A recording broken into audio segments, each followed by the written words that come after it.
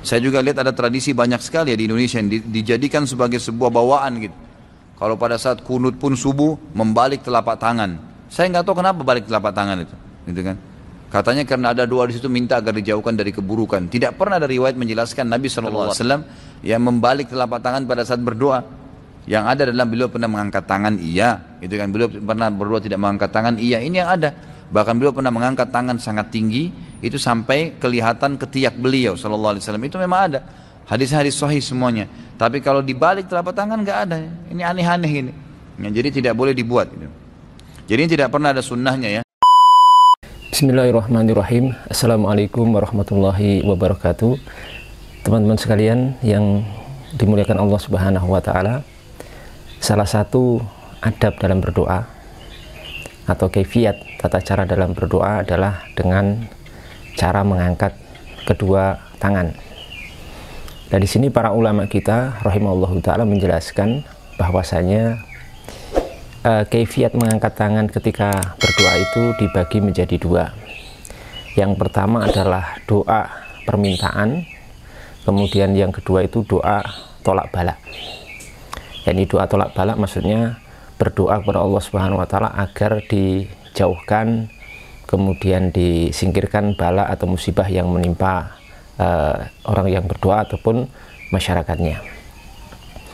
Dalam dua jenis doa ini, para ulama menjelaskan bahwa ketika seorang berdoa kepada Allah Subhanahu wa taala meminta kebaikan secara umum, itu dilakukan dengan cara telapak tangan dihadapkan ke langit seperti ini. Ya. Jadi bagian dalam telapak tangan itu dihadapkan ke langit.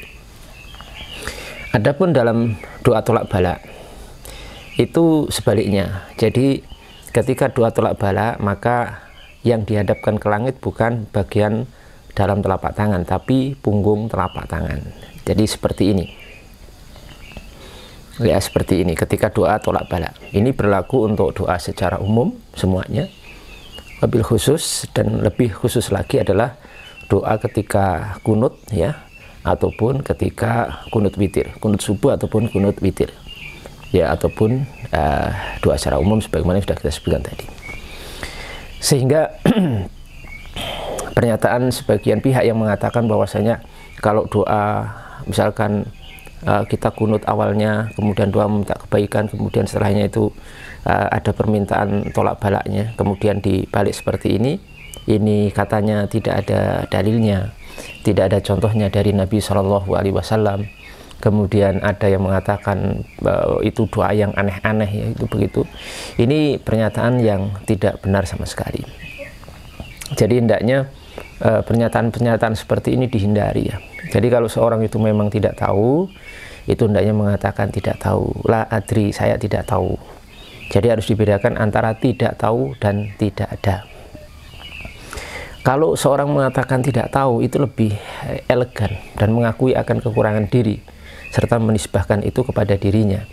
Tapi kalau mengatakan tidak ada dalilnya, tidak ada contohnya, itu seakan-akan orang itu telah melakukan berbagai riset ilmiah, mutolaah yang memadai untuk menyimpulkan kesimpulan itu, dan faktanya tidak gitu loh.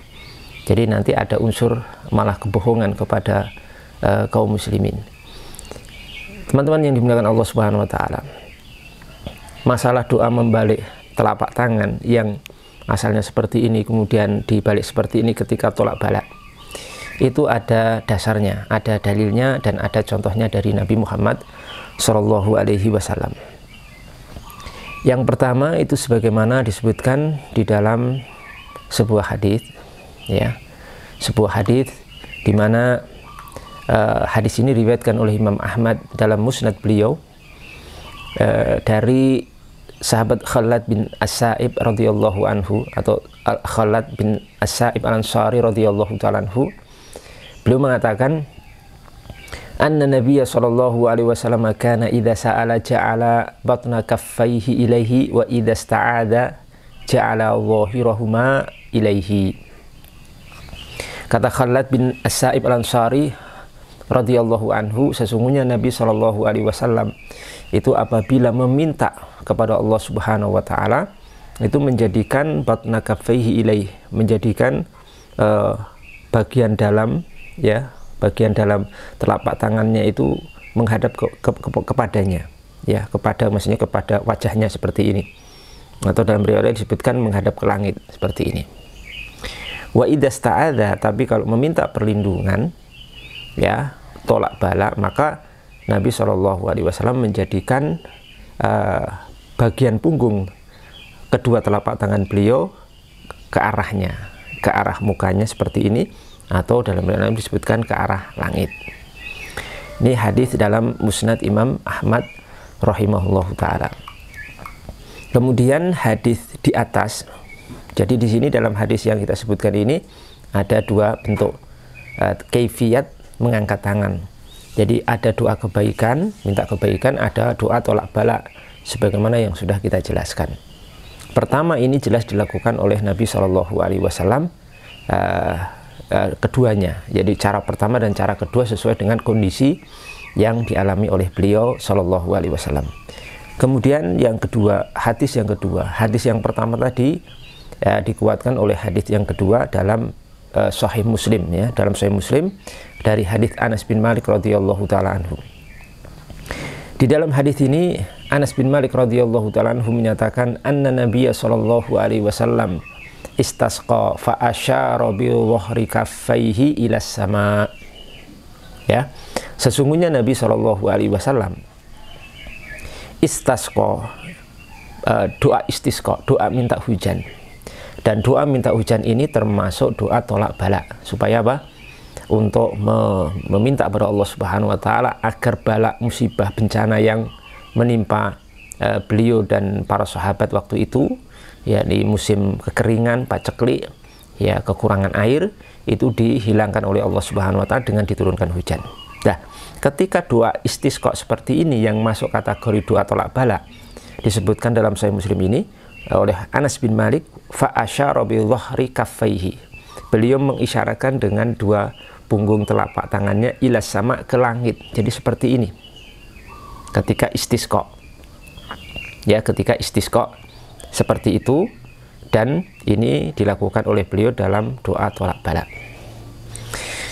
Para ulama kita menyebutkan tentang penjelasan masalah ini, di antara Imam An-Nawawi rahimahullahu taala di dalam Syarhu Sahih Muslim, dalam Syarah Sahih Muslim jilid 6 halaman 190.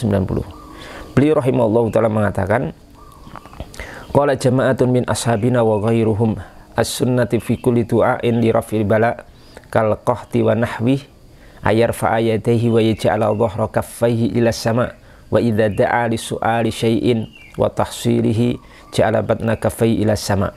Yang artinya sekelompok dari min ashabina, sekelompok dari para ulama kami mazhab Syafi'i dan selain mereka menyatakan bahwasanya yang disunahkan itu setiap doa untuk meminta dihilangkan bala atau musibah, bencana dan sebagainya seperti musim paceklik dan semisalnya, itu dengan cara mengangkat kedua telapak tangan dan menjadikan bagian punggung telapak tangan itu diarahkan ke langit seperti ini. Dan apabila berdoa untuk meminta sesuatu dan merealisasikannya, maka beliau menjadikan bagian dalam telapak tangan beliau isyaratkan arahkan ke arah langit seperti ini. Ini pernyataan Imam An-Nawawi rahimahullahu taala ketika menjelaskan hadis Sahih Muslim yang sudah kita baca sebelumnya. Kemudian juga ada ulama yang lain, Syekh Al-Bajuri rahimahullahu ta'ala dalam hasyiah beliau itu jilid 1 halaman 314. Disebutkan di situ oleh beliau rahimahullahu ta'ala, wa yusannu raf'u yadayhi fil kunuti wa yuj'ala batnuha li jihati sama inda talabi tahsilil khairi wa dhahruhuma lahu inda talabi raf'i syarr wa hakadha sairil ad'iyati atau sairil ad'iyati. Ya, disebutkan di sini disunahkan untuk mengangkat kedua tangan di dalam doa kunut dan menjadikan bagian dalam daripada telapak tangan itu ke arah langit. Kapan itu? Kapan? Ketika seorang meminta untuk direalisasikan kebaikan baginya. Caranya begini, kalau minta sesuatu kepada Allah Subhanahu wa taala dan kemudian ketika meminta untuk dihilangkan kejelekan, dihilangkan bala, dihilangkan musibah, itu menjadikan punggung kedua telapak tangannya ke arah langit. Dan ini berlaku untuk seluruh doa-doa yang ada, bukan hanya doa kunut ya, kunut subuh atau kunut nazilah atau kunut witir atau doa secara umum, itu seperti itu tata caranya ya. Ini disebutkan oleh siapa? Imam Al-Bajuri rahimahullahu taala. Bahkan saya juga mendapatkan di dalam kitab Al-Badrul Munir ya, karya Imam Ibnul Mulakin rahimahullah, jilid 5 halaman 170, rahimahullahu taala menyatakan, wa naqala ar-Rafi'i wa ghairuhu anil ulama anna hakadha as-sunnata liman da'a li rafil bala'i ayaj'ala dhahra kaffaihi ila sama fa idza sa'ala Allah syai'an ja'ala batna kaffaihi ila sama. Ya, beliau mengatakan, Imam Ar-Rafi'i rahimahullahu taala dan selain beliau telah menukil dari para ulama, anna hakadha sunnah, demikian sunnahnya. Demikian apa? Sunnahnya. Tegas di sini dengan memakai redaksi sunnahnya. Berarti ini hukumnya sunnah.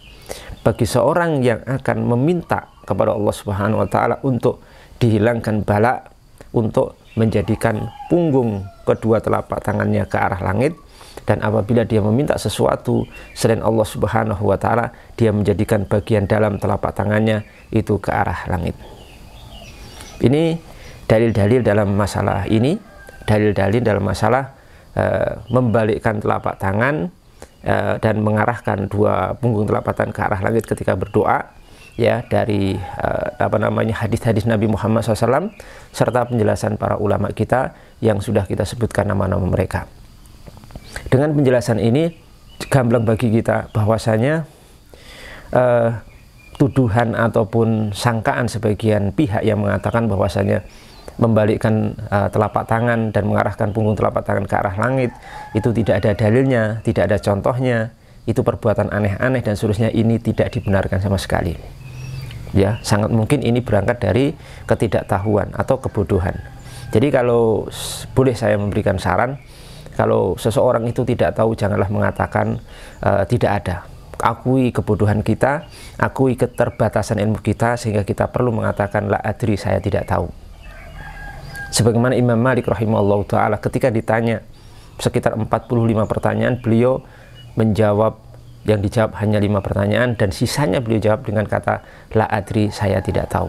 Dan ingat, ucapan la adri itu adalah nisful ilmi, adalah separuh daripada bukti orang itu berilmu. Itu justru ketika dia tidak tahu mengatakan memang tidak tahu. Oleh karena itu, jangan sampai kebodohan kita, ketidaktahuan kita gunakan untuk menyalahkan orang lain, untuk memvonis orang lain, untuk menyudutkan pihak tertentu, tapi modalnya hanya kebodohan kita atau ketidaktahuan kita. Kalau kita tidak tahu, kita diam, kita berusaha menjawab tidak tahu, benar-benar tidak tahu, ya bukan tidak ada dalilnya tapi tidak tahu, ya. Kemudian kita berusaha untuk lebih banyak membaca, banyak belajar, banyak mutolaah. Semoga Allah Subhanahu wa taala nanti akan memberikan pencerahan kepada kita. Rahimallahu mra'an arafa qadra nafsih. Semoga Allah merahmati seorang yang tahu kadar dirinya. Demikian penjelasan dari kami, semoga bermanfaat. Assalamualaikum warahmatullahi wabarakatuh.